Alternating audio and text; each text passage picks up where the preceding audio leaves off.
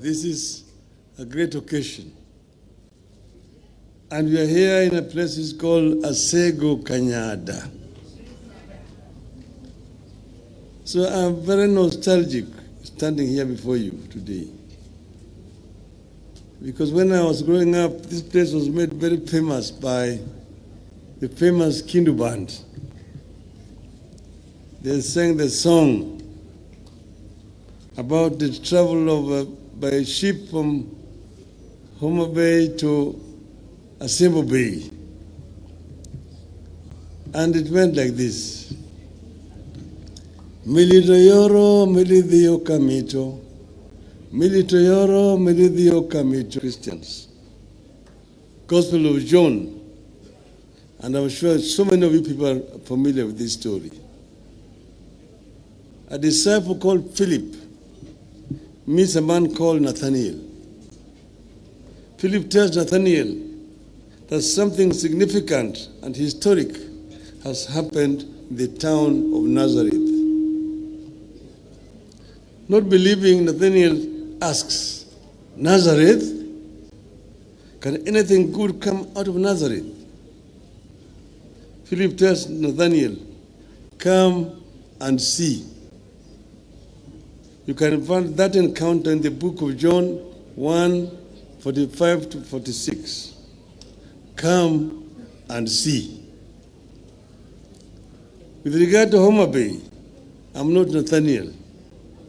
I'm here not because I doubt. We all feel and see a change in the air in Homabay. There is intensity and positive energy that has led to tremendous interest in the county. I have come to confirm that Homabay has potential and efforts are underway to turn the potential into reality.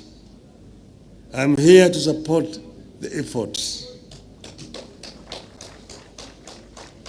I salute and welcome the distinguished leaders, investors, diplomats, and development partners who have honored Madam Governor's call to them to come and see.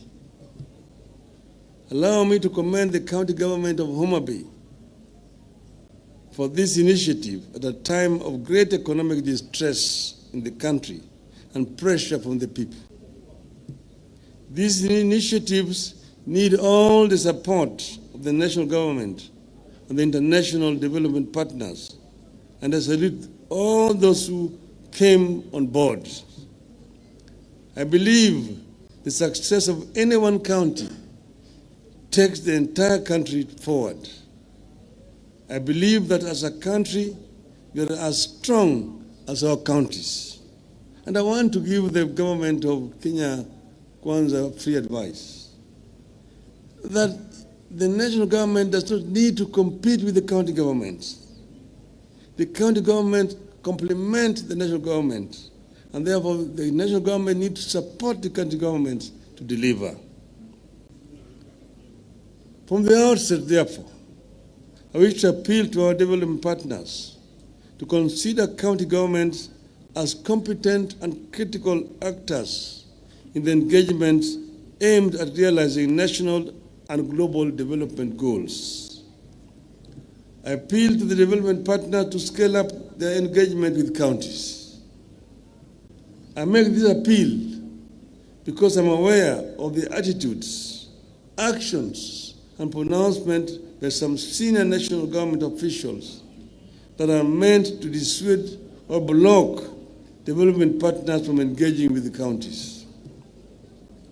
I wish to assure our visitors to this country that our counties are managed by some of the most experienced politicians and technocrats in this country who have very clear ideas of what needs to be done. If only they could get the support. Homabay is striving to create a space and cut a niche that is very much in order. I believe counties should cooperate and compete at the same time. The biggest challenge that counties, just like the national government, have to deal with is growth, which has to be both horizontal and vertical. Horizontally, counties have to spread the benefits of development to regions and communities that have been left behind. Vertically, our actions must meet expectations about quality of life, services, and infrastructure. If the infrastructure for vertical and horizontal growth is not laid early, we will replicate the uneven development that has dogged the national government since independence 60 years ago. Homabay has identified agro-allied industries, that is, fishing and aquaculture, tourism, and growing of cotton and other crops for their value chain to help spur prosperity. I concur that agriculture and its value chain and blue economy are holders of real potential for the takeoff. However, to unlock opportunities in agriculture, some radical and bold measures will have to be taken. We are never going to feed ourselves or commercialize agriculture until we wean our people out of subsistence farming. A situation where food shortage is a persistent feature, even among people who identify themselves as farmers, points to something very wrong. Land holding sizes continue to decline. Yield per hectare continues to decline, yet population is rising. It won't be easy. It was never easy to introduce large-scale farming even in Europe or in South Korea. But we must start laying down the infrastructure for the large-scale agriculture in this region. That means educating our people and also laying the ground for irrigation and mechanization of agriculture. You have to diversify and explore other crops. To this end, I appreciate the effort by Homabay and neighbors to venture into crops for edible oils like palm, soya, groundnuts, and renewed interest in the cotton. This region once had a thriving edible oils industry that processed sunflower, cotton, and groundnuts. We need them back, and we are happy with efforts which has been made by Homabay County here. When we were growing up as small children, cotton was the main cash crop in this region. And there were ginaries in Busia, Luanda, in Siaya, Nderi, in Homabay here, and Kindu Bay. There were ginaries here. And women used to take the cotton to the market on market days. And they had mobile weighing scales. They would weigh the cotton, and Mama would be paid cash on delivery. And she would then transit to go and buy fish or meat in the market. That died when we introduced the monopoly of cotton lint and seed marketing board. Cotton was delivered to the board, no payment. 6 months later, children were being sent away from school. That is why people stopped doing cotton. We need to have science work for our people. In this regard, I propose that county governments be given more say, access, and roles in agricultural research bodies, such as the Kenya Agricultural and Livestock Research Organization, KALRO, Kenya Seed Company, the Kenya Forestry Research Institute, and Agricultural Finance Corporation. The idea is to ensure that research and finance reach smallholder farmers who are the bulk work of our agriculture. Currently, there is inadequate flow of information to farmers about the new crop and livestock varieties. Fishing has sustained our communities in this region for generations. It is currently under serious strain, partly because we are relying on the same tools our ancestors used. In addition, the lakes, the swamps, and rivers have been polluted and degraded, making them unable to produce enough fish for domestic use and commercial purposes. We have to invest in the quality of the water environment of the region's rivers, the lakes, even as we develop fish ponds and cages. Let us invest in the restoration of the indigenous plantations of our rivers, swamps, and lake basins that are known to support the natural breeding of fish, just like they are doing with mangroves at the coast. I wish to see our counties take the lead in restoring the indigenous vegetation along our water bodies. I have been encouraged by efforts to market this region as a potential tourism destination. Homabay has put considerable effort on the Ruma National Park and its treasures. And you have seen here that this is the only home for the roan antelope. We need to put more joint effort on tourism and go beyond wildlife. But I'm just about to get you an investor in tourism to come and put up a lodge at Ruma National Park. Let us venture into areas like nature, water sports, and cultural and heritage tourism. Today, the national government does not view Lake region as a tourist destination that warrants government support and investment. The region does not feature much in activities and allocations related to tourism. We must not wait. County governments here need to take it upon themselves and be more aggressive in marketing the region in local and international markets. These efforts will, however, not yield much without the hard infrastructure of roads, electricity, and internet connectivity. Transport infrastructure remains poor along the lake basin. Majority of roads across the region are unpaved. Despite improvements, electricity is still mostly unavailable, unreliable, and very expensive. Most people are unable to afford electricity connection costs. Collaboration between the county and national governments has resulted in improved air transport through rehabilitation of airstrips. But much more needs to be done, especially with regard to roads and electricity.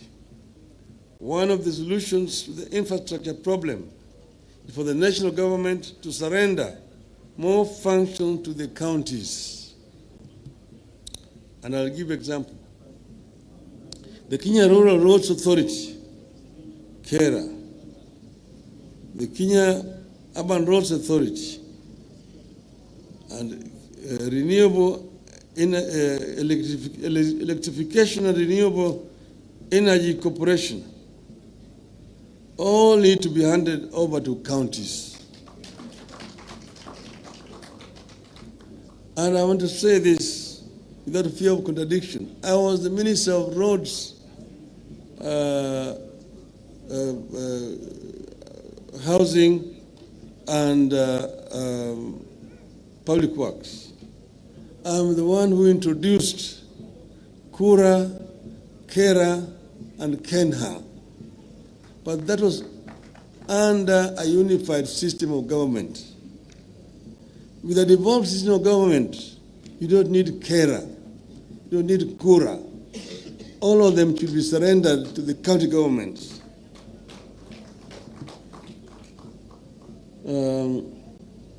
Freeing these bodies would empower counties to develop low-cost alternative sources of energy like solar parks, wind energy, geothermal power that is abundant in this lake region. This will also increase rural access to electricity and spur the expansion of the road network of all Class C and D roads to bitumen standards. The overall aim is increased trade and investment in the region that requires a different kind of infrastructure, removing the barriers that prevent the attainment of full potential. As much as possible, counties have to reform and deregulate in order to perform. Make your regulations and processes to compare with the best in the world. Do not bog the people down with the taxes and levies, rules and regulations that only make doing business more difficult. Make doing business not only easier, but also cheaper. I encourage you to make doing business smarter by insisting on IT-based transactions, particularly in the procurement of goods and services and payment for government services. At all times, we must never forget that much as we need to grow and be competitive, you have an obligation to be caring and compassionate. Create the infrastructure for the people to take care of themselves, then watch the people rise. I am very encouraged by what you have seen today here in Homabay. And I just want to end by encouraging the governor. She has started well in what she's doing. She needs to continue and will get all our support. We are committed to supporting all our governors in the Azimio counties and also those with whom we have coalitions, like in Nairobi County, the governor of Nairobi. We will give you all the support that you require to succeed. We want to ensure that what we set out to achieve is achieved through the county governments. But where we are right now, we are at a very, very critical stage. You will know that we had NADCO, which was chaired by my colleague Stephen Kalonzo Musyoka and Mr. Chungwa. They produced a report, and that report, I'm told, has been approved by Parliament. That report should be handed over to us formally. Once it's handed over to us, we will ensure that it is implemented fully, all the recommendations in that report. Secondly, let me respond to some issues being raised, some fears. I'm not going anywhere. I'm around. I've been running around trying to get support from different heads of states. I was with some in Namibia just the other day. And I went to the president of Uganda after I talked to him to go and ask for his support. And then we met there with Mr. Ruto, who had also gone there, to talk about the issues they're having with oil, the G2G. He was his minister for energy. So after we talked about my candidature, they talked about the issue of oil among themselves. But I asked for their support, and both of them agreed that they would support me. President Museveni said he would be the one to propose me as the chair of African Union Commission. And I said, thank you very much. But I'm not going away. Addis Ababa, as Charity said, is only 2 hours away from Nairobi. I'm available. Whenever I'm called, I will answer. I'm ready to work with you people. But what is important is that we must ensure that what we set out to do is eventually achieved and accomplished. We had said, and you also, some of you may be forgetting, we said that we are unbogable. We are unbogable. We are also unpangarable. You cannot be pangered. Who can pangoa? Who can pangoa? Who can bogoa? Who can bogoa? We are